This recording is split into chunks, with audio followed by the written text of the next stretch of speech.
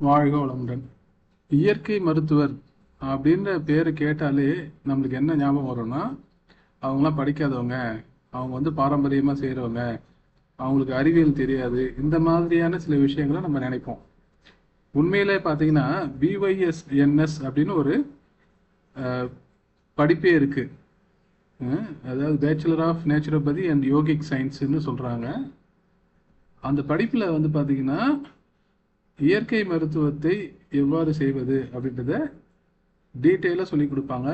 இவங்களும் எம்பிபிஎஸ் டாக்டரும் படிக்கிற சிலபஸ் ஒரே சிலபஸ் தான். அதாவது உடல் அமைப்பை பற்றி படிக்கிறது ரெண்டுமே சேம் தான், ஆனால் மருத்துவ முறைகள் தான் வேற. ஸோ ஆங்கில மருத்துவம் படிக்கிறவங்க என்ன படிப்பாங்கன்னு கேட்டிங்கன்னா, எந்தெந்த மாதிரி மருந்துகள் எந்தெந்த மாதிரி நோய்க்கு கொடுக்கணும்னு படிப்பாங்க. ஆனால் இயற்கை மருத்துவத்தில் இயற்கையிலே நம்ம சாப்பிடக்கூடிய உணவுகளில் என்ன மாதிரியான விஷயங்களை சேர்த்துக்கிட்டா அந்த நோய் குணமாகவும் ஆரோக்கியமாக இருக்கலாம் அப்படின்றது தான் படிப்பாங்க.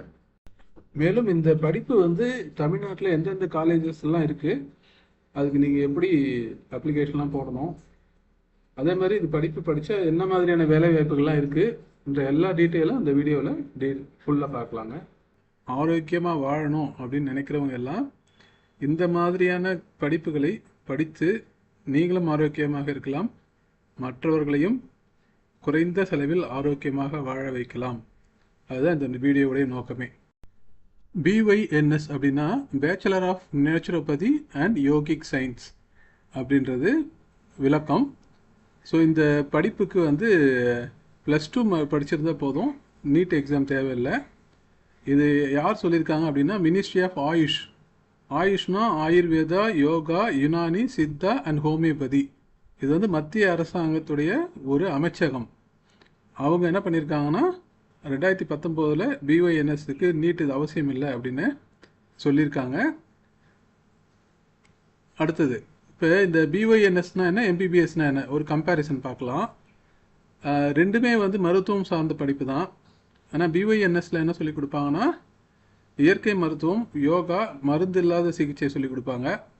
எம்பிபிஎஸ்ல நீங்கள் அலோபதி மெடிசன், அதாவது இங்கிலீஷ் மெடிசன் சொல்கிறாங்க, வெளிநாட்டு மருத்துவம். இந்த மருத்துவ முறை எங்கே உருவாச்சு அப்படின்றது எல்லாருக்கும் தெரியும், ஐரோப்பிய கண்டத்தில் உருவாச்சு. ஏன்னா இயற்கை மருத்துவம் அப்படின்றது ஆயிரக்கணக்கான வருஷங்களாக நம்ம நாட்டில் இருக்குது. அது வாழ்வியல் முறை, மக்களுடைய வாழ்வியல் முறை அதுவாக தான் இருக்குது. ஸோ அதை பற்றி நம்ம தெரிஞ்சுக்கணும்.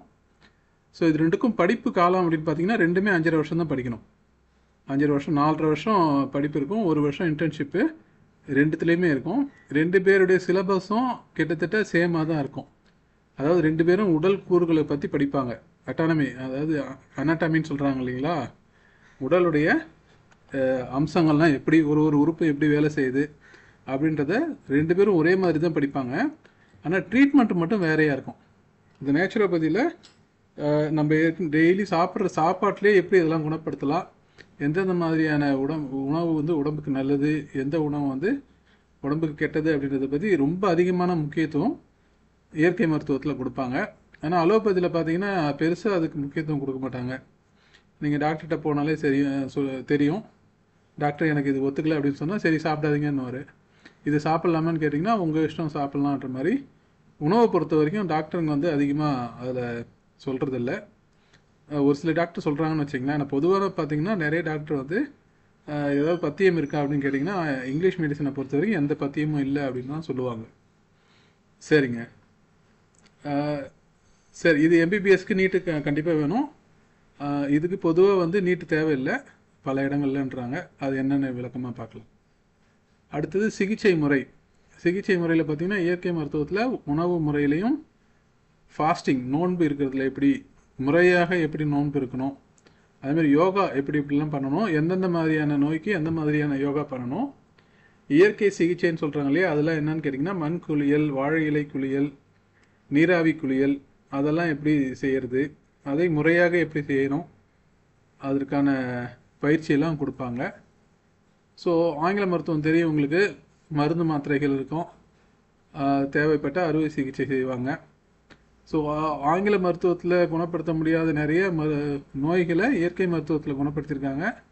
இயற்கை மருத்துவத்தில் குணப்படுத்த முடியாத நிறைய நோய்களை ஆங்கில மருத்துவத்திலையும் குணப்படுத்தியிருக்காங்க. நம்ம எதையும் குறைச்சி மதிப்பிட முடியாது, அது அவங்களுடைய சூழ்நிலைக்கு ஏற்ற மாதிரி நடக்கும். ஸோ நம்ம வந்து ஆங்கில மருத்துவம் தப்புன்னு எதுவும் சொல்லலை. இயற்கை மருத்துவம் வந்து நல்லது, அதுதான் நம்ம இப்போ முக்கியமாக சொல்கிறோம். சரி, பொதுவாக வந்து பார்த்திங்கன்னா செலவு கம்மியாக தான் இருக்கும் இயற்கை மருத்துவத்தில். ஆங்கில மருத்துவத்தில் எவ்வளோ செலவு இருக்குன்னு நான் சொல்லி உங்களுக்கு தெரிய வேண்டிய அவசியம் இல்லை. அதேமாரி மருத்துவம் நோக்கம் அப்படின்னு பார்த்தீங்கன்னா உடலில் இயற்கையாக குணப்படுத்துறதுக்கு என்னென்னலாம் முயற்சி பண்ணணுமோ அதை செய்வாங்க. உடல் தன்னைத்தானே குணப்படுத்தி கொள்ளும் அப்படின்றத இயற்கை மருத்துவத்தில் சொல்கிறாங்க. அதுக்கு நம்ம சப்போர்ட் பண்ணணும். இயற்கை தானாக குணப்படுத்திக்குதுன்னு சொல்லிட்டு நம்ம மன விட்டுட்டோன்னு வச்சிங்களேன், தப்பு பண்ணிகிட்டே இருந்தோம்னா அந்த நோய் பெருசாகிட்டே தான் இருக்கும். ஸோ அந்த நோயை குறைக்கும் வகையில் அந்த உடலுக்கு தன்னைத்தானே குணப்படுத்தி கொள்வதற்கு நம்ம எந்த வகையில் உதவி செய்ய முடியுமோ உணவின் மூலமாக அந்த உதவியை நம்ம உடலுக்கு நம்ம செஞ்சு தான் ஆகணும். ஸோ ஆங்கில மருத்துவத்தில் மருந்து கொடுப்பாங்க, இன்ஜெக்ஷன் போடுவாங்க, டானிக்கு சிரப்பு இதெல்லாம் கொடுப்பாங்க. தேவைப்பட்டால் சர்ஜரியும் பண்ணுறது உண்டு. ஓகே, இது இயற்கை மருத்துவத்தில் பார்த்திங்கன்னா வெல்னஸ், யோகா, நேச்சுரோபதி சென்டர்ஸ்ன்னு சொல்கிறாங்க. வெல்னஸ்னாலே என்ன அர்த்தம்? ஆரோக்கியமாக இருக்கிறது அப்படின்னு அர்த்தம் இல்லைங்களா? சரி, ஸோ நீங்கள் அந்த இடத்துக்கு போனீங்கனாலே ஒரு தென்னந்தோப்பு இருக்கும், ஒரு மாந்தோப்பு இருக்கும். அந்த மாந்தோப்பில் இயற்கையான சூழ்நிலையிலேயே நிறைய இடத்துல வந்து கேம்ப் நடத்துவாங்க. அந்த சூழ்நிலையே ரொம்ப சந்தோஷமாக இருக்கும். நீங்கள் ஹாஸ்பிட்டலில் போய் பார்த்தீங்கன்னா தெரியும் அந்த சூழ்நிலை எப்படி இருக்குன்னு. நான் சொல்லி தான் தெரியணும்னு அவசியம் இல்லை, அந்த சூழ்நிலை வேறு மாதிரி தான் இருக்கும்.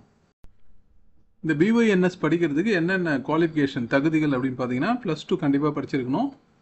அதில் வந்து சயின்ஸ் குரூப் எடுத்துருக்கணும். ஃபிசிக்ஸு, கெமிஸ்ட்ரி, பயாலஜி இது 3 கம்பல்சரியாக படிச்சிருக்கணும். சரிங்களா? அடுத்தது வந்து பொதுவாக வந்து 50% தான் எலிஜிபிலிட்டி மார்க்கு. அது வந்து பழங்குடியினர், SC/STங்களுக்கு வந்து பார்த்திங்கன்னா 45% எடுத்தால் தகுதி இருக்குதுன்னு சொல்கிறாங்க. குறைந்தபட்ச வயது வந்து 17 வயசு இருக்கணும். நீட் அப்படின்னு பார்த்தீங்கன்னா நீட் எழுதாமல் கூட பிஒய்என்எஸ் படிக்கலாம். சில மாநிலங்களில் அல்லது கவுன்சிலிங் முறையில் நீட் எழுதியவர்களுக்கு முன்னுரிமை கொடுக்கலாம். அது வந்து ஸ்டேட் கவர்மெண்ட்டுடைய ரூல்ஸ்னு நினைக்கிறேன். ஆனால் பல ப்ரைவேட் காலேஜில் டைரெக்டாக அட்மிஷன் கொடுக்குறாங்க நீட் எக்ஸாம் இல்லாமலேயே. அதுக்குடைய செலவும் பார்த்திங்கன்னா கண்டிப்பாக கவர்மெண்ட் காலேஜை விட ப்ரைவேட் காலேஜில் அதிகமாக தான் இருக்கும். ஸோ அதனால் டாக்டருக்கு படிக்கணும்னு நினைக்கிறவங்க, நீட் எக்ஸாம் எழுத முடியாதவங்க, இல்லை எழுதி மார்க் வராதவங்க, உண்மையாக சேவை செய்யணும்னு நினைக்கிறாங்க இல்லையா, நான் டாக்டருக்கு படித்து மக்களுக்கு சேவை செய்யணும்னு நினைக்கிறாங்க இல்லையா, அவங்களுக்கெல்லாம் இது ஒரு பொன்னான வாய்ப்பு.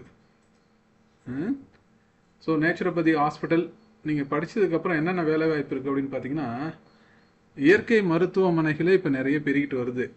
நிறைய விழிப்புணர்வு வருது மக்கள்கிட்ட. நிறைய பேர் அதை பற்றி படிக்கிறாங்க, அந்த ட்ரீட்மெண்ட்டுக்கு போகிறாங்க. நேச்சுரோபதி ஹாஸ்பிட்டல்ஸ் இருக்குது, அதை வந்து வெல்னஸ் சென்டர்ஸ் அப்படின்னு சொல்கிறாங்க. அங்கே வந்து டாக்டராக வேலை பார்க்கலாம்.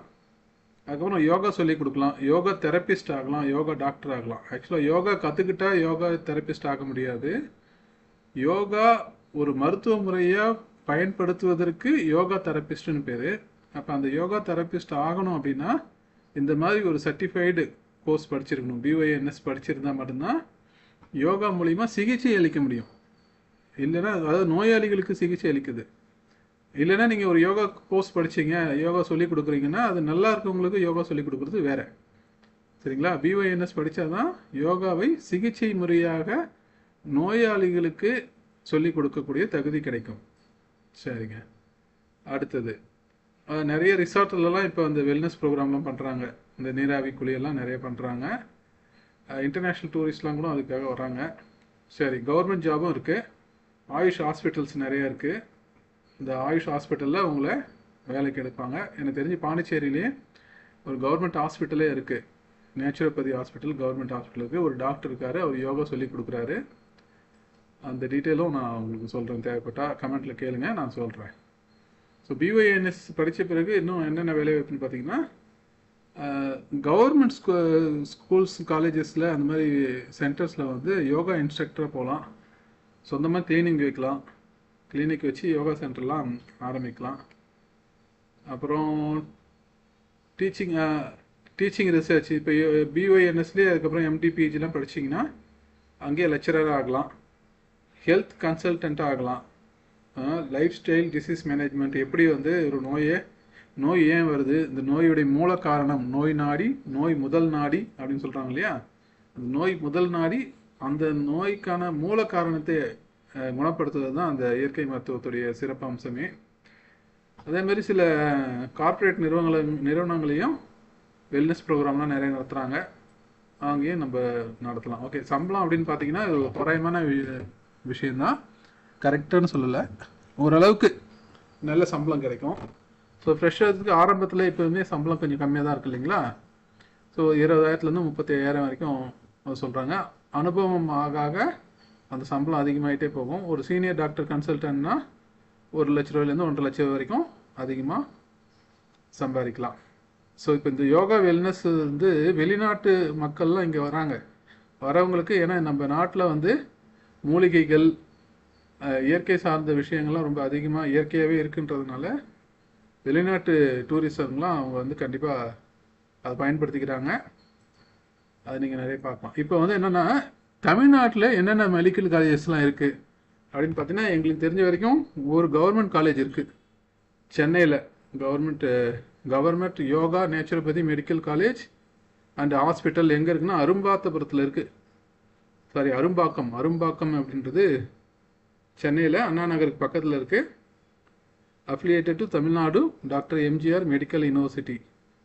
சரிங்களா, இது கவர்மெண்ட்டு. அப்போ நீங்கள் எம்பிபிஎஸ் அட்மிஷன் போடுறாங்க இல்லைங்களா, அதே சமயத்தில் இதுக்கான அட்மிஷன் நடக்கும். நீங்கள் காலேஜில் வெப்சைட்லாம் இருக்கும், நீங்கள் செக் பண்ணி பாருங்கள்.